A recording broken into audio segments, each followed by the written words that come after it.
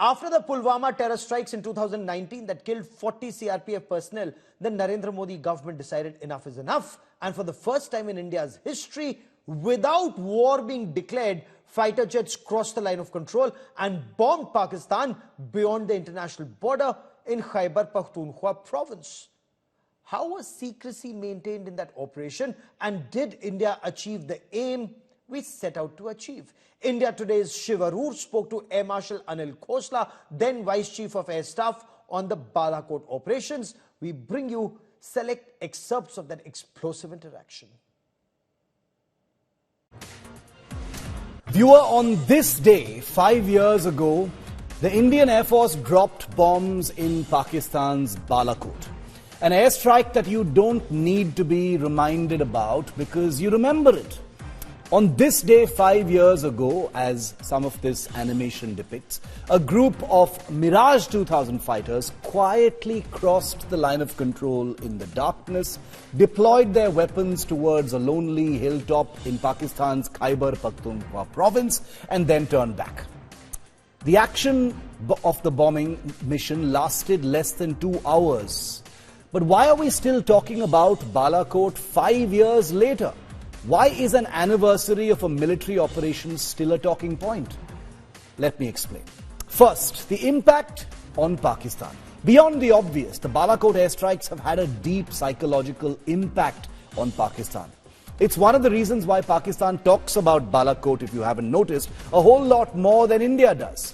While India hasn't bothered engaging in the years-long claim war over extent of damage caused by Indian bombs in Balakot, choosing to let Pakistan's body language do the talking, Pakistan has gamely fallen into this trap, fussing and fuming over the strikes, deploying all manner of energy in trying to play down the impact of the Indian bombs. What Balakot did, viewer, was to permanently deprive Pakistan of its sense of calm. With the airstrike, Pakistan was basically informed in no uncertain terms that an airstrike on its territory was now fully within the realm of possibility, could happen anytime if India was provoked, and that India would not hesitate to use air power to destroy targets on sovereign Pakistani territory. This is not a small thing, viewer. For two nuclear-armed countries, what Balakot did was call Pakistan's bluff, expose its defenses, and show it up as vulnerable. But psychological insomnia isn't the only thing India's airstrikes gave to Pakistan. It also forced Pakistan to spend billions of dollars in reassessing its air defense capabilities, which had failed miserably on that day 5 years ago. It gave the then Imran Khan government a colossal amount of domestic pressure to deal with. It completely exposed Pakistan's much-touted intelligence agencies, which were caught clearly sleeping and are now forced to spend millions of dollars to stay more awake than they have ever done in the past. It exposed Pakistan to international scrutiny because the world's largest democracy had just taken matter into its own hands on this day 5 years ago and bombed a terrorist training camp. It forced Pakistan to continue squandering millions in taxpayer and public money to manage the narrative, employ advocacy and PR firms to try and paint India as an unprovoked aggressor. It triggered a huge feud within the Pakistan military about who was responsible for the absolute and utter failure of the Pakistan Air Force to see through India's masterful ruse in diverting attention away from the actual target by pretending to target something else, perhaps in the south. But what it did above all is destroy any sense of sobriety and predictability that Pakistan had taken for granted with India. Pakistan had lulled itself into a space of complacency, assured that India, with all its democratic burdens and international obligations, would never dream of unilateral military action on Pakistani soil. So while Pakistan coughed itself into a fit, trying to debunk the damage, the world knew the truth. Forever after, a precedent had been set when those bombs struck Balakot, viewer. A precedent which made retaliatory action by India an assured default thing if Pakistan ever conducted a large-scale terror attack again. That India had set the bar for itself and therefore couldn't go back on its own benchmark, its own example. Balakot has had a huge impact on India too, but in a vastly different way.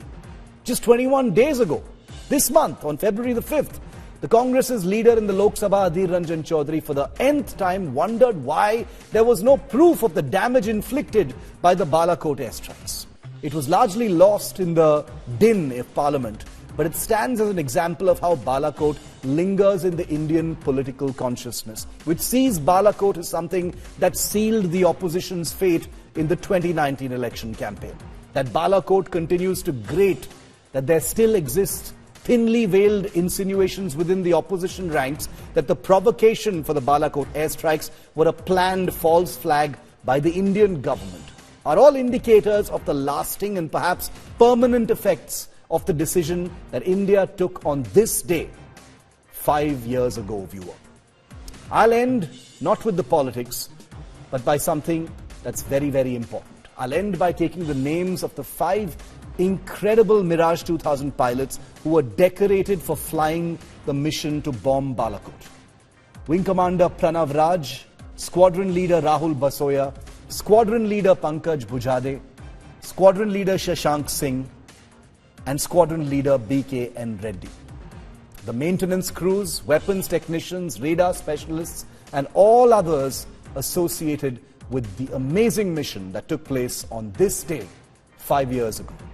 The nation salutes you, and the nation always remembers.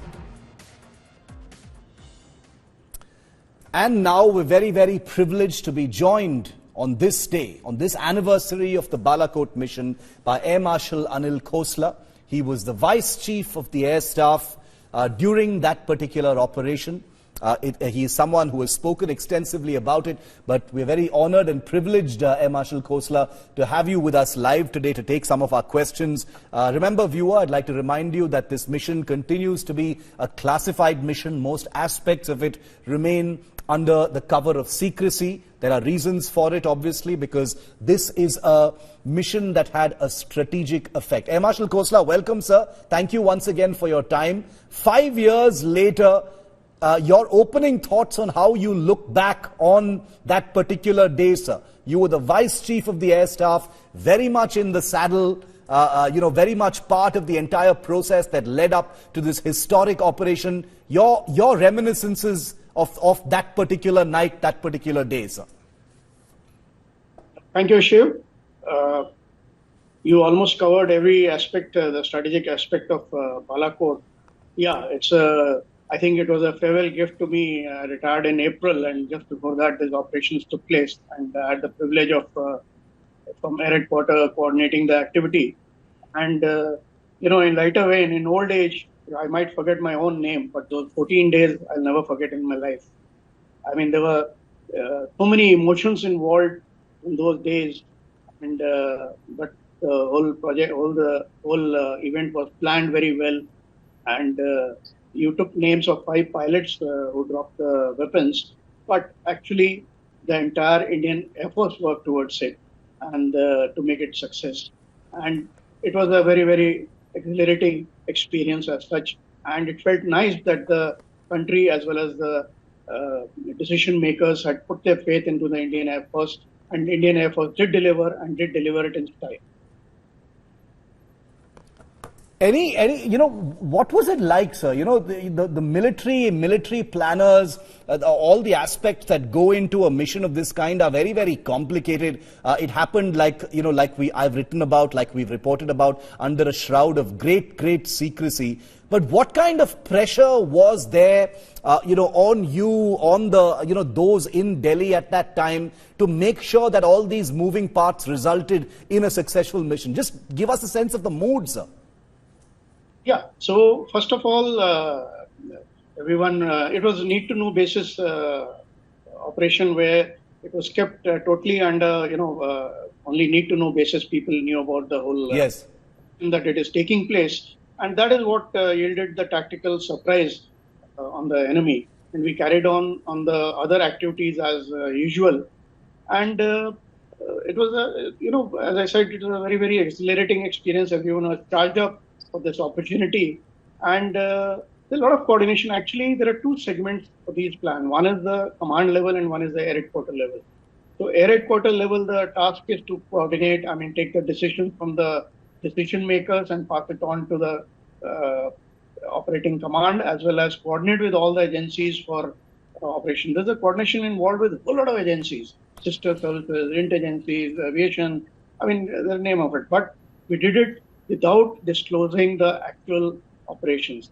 And the second part is the tactical part, where the command gets into the action with their stations and plans out the number of aircraft, number of weapons, target to weapon matching, and package and operating bases. I mean, the whole lot of things are there.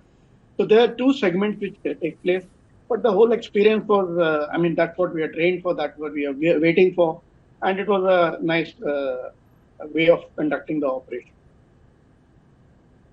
While, when the mission had begun, some movies have been made about scenarios of this kind, the kind of tension that would exist in war rooms and things like that, the dramatic effect of all of that. But, people in the Air Force, people in the military are made of a different kind of metal. You have to keep very, very calm. Everything, is dictated by the kind of training that you have. When the aircraft were in the air, I know I'm asking a specific question, but I still want to try and capture this for our viewers because it's very valuable to them. When the aircraft were in the air, when it's a kind of no turning back, all systems go, they will only come back once they've dropped their weapons. What was that like, sir? How was everything monitored? Yeah, so Air Force is a very, very networked service. And the networking is very advanced. And sitting in any of the place, you can see the air activity all around the airspace in India as well as neighboring airspace.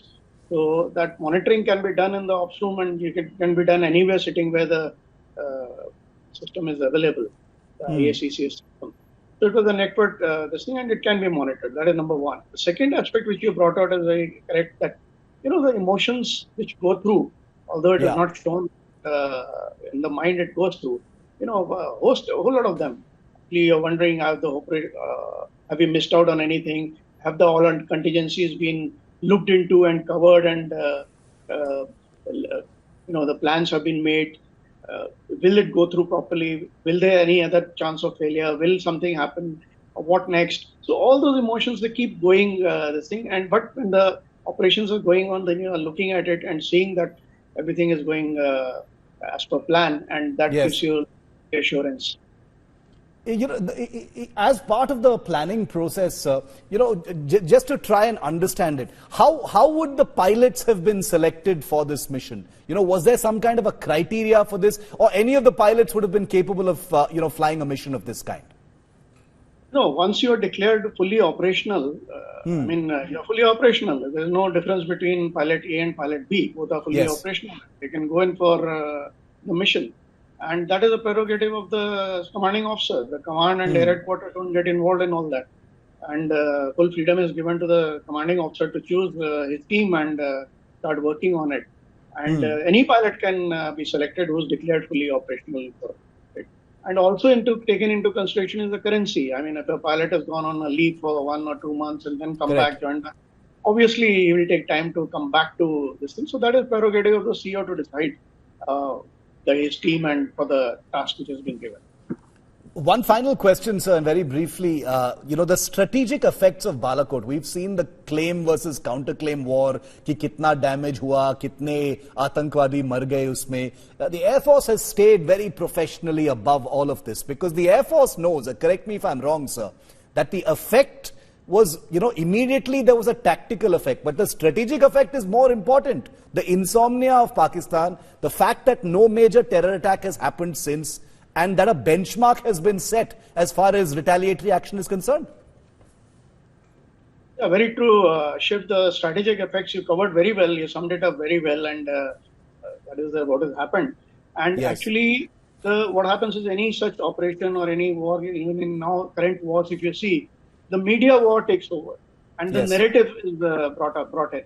So in that narrative, now it is not only the Air Force; it is a whole of government approach for the narrative, and all the agencies are involved in creating the narrative. And narrative has to be one that gives you legitimacy, that gives you a lot of this thing. As far as Air Force is concerned, it did its job. and whatever information was required, it provided. And thereafter, whatever the narrative came out, and everyone knows, actually the whole world knows. And the duplicity of Pakistan Yes. also, everyone, the lies which came out one after the other. तो कहते हैं ना, नकल के लिए भी अकल चाहिए होती है. They, in a day, I don't know how many times they made a statement and they later retracted it. And Absolutely. it, it proved counterproductive to their narrative and cause. So everyone knows what actually happened and how it affected tactically and strategically. And I think Air Force did a very professional job. We did make mistakes on the second day also, but that is a part of the war. Absolutely. And we learned lessons from it and moved on and corrected them and made amendments. Very, very true. Permanent psychological and strategic insomnia. That was the effect of Balakot, the airstrike that took place on this day 5 years ago. Air Marshal Khosla, I thank you, and the country thanks all of the pilots and thanks you personally also for your service. You were very much part of the team that made this historic military operation a reality. So our salutes to you, and once again thank you very much for your time and for taking our questions on this landmark 5th anniversary of the Balakot airstrikes. Thank you, sir.